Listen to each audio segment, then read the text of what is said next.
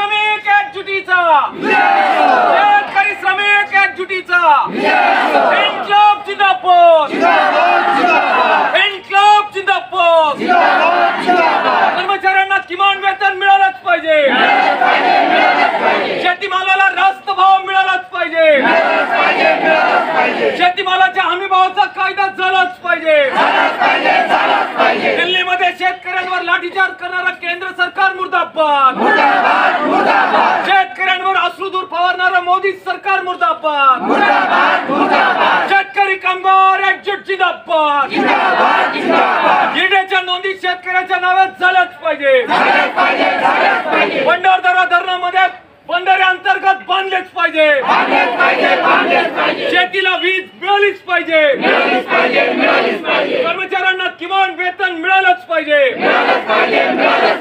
कोण म्हणतं देत नाही कोण म्हणतं देत नाही किसान सभा जिंदाबाद इन्क्लाब जिंदाबाद CITO जिंदाबाद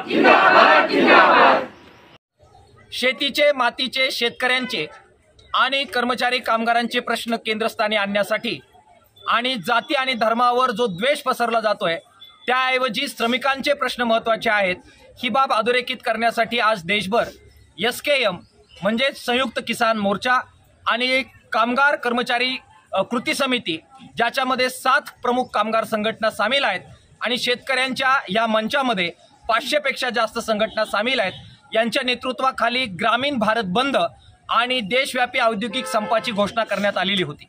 त्याच्यानुसार आज देशभरातील कर्मचारी कामगार रस्त्यावर उतरलेत। अकोल्यात सुद्धा शेकडो हजारोच्या संख्येने लोक उतरलेत। अहमदनगर जिल्ह्यातील 10 तालुक्यांमध्ये अशा प्रकारचा एल्गार किसान सभा आणि CITच्या नेतृत्वाखाली आणि 21 जिल्ह्यांमध्ये महाराष्ट्राच्या लाल बावट्याच्या नेतृत्वाखाली हा एल्गार होतोय। यामध्ये केंद्रस्थानी मागण्या याव्यात यासाठी आम्ही मागण्या करतो आहोत।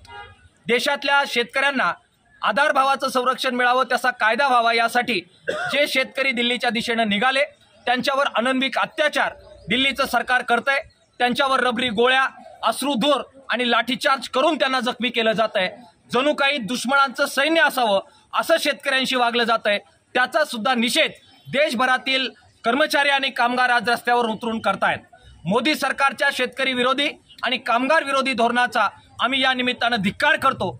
त्यांनी अजूनही जागेवर यावं। जाती आणि धर्माच्या नावाखाली आम्ही भिंती उभारू, देश पसरवू आणि धर्म आणि जातीचा वापर करून आम्ही परत निवडून येऊ अशा भ्रमामध्ये ते आहेत। मात्र या देशातील श्रमिक आणि कामगार त्यांच्या विरोधात आहे। त्यांनी अधिक जितका त्रास ते देतील तेवढे त्यांच्या जागा कमी होतील अशा प्रकारचा संदेश आज आम्ही देतोय। त्यांनी शेतकरी आणि कामगारांचा अंत पाहू नये अन्यथा जबरदस्त उद्रेक लाल झेंड्याच्या नेतृत्वाखाली संबंध देशभर होईल अशा प्रकारचा इशारा आम्ही सगळे मिळून त्यांना देतो आहोत।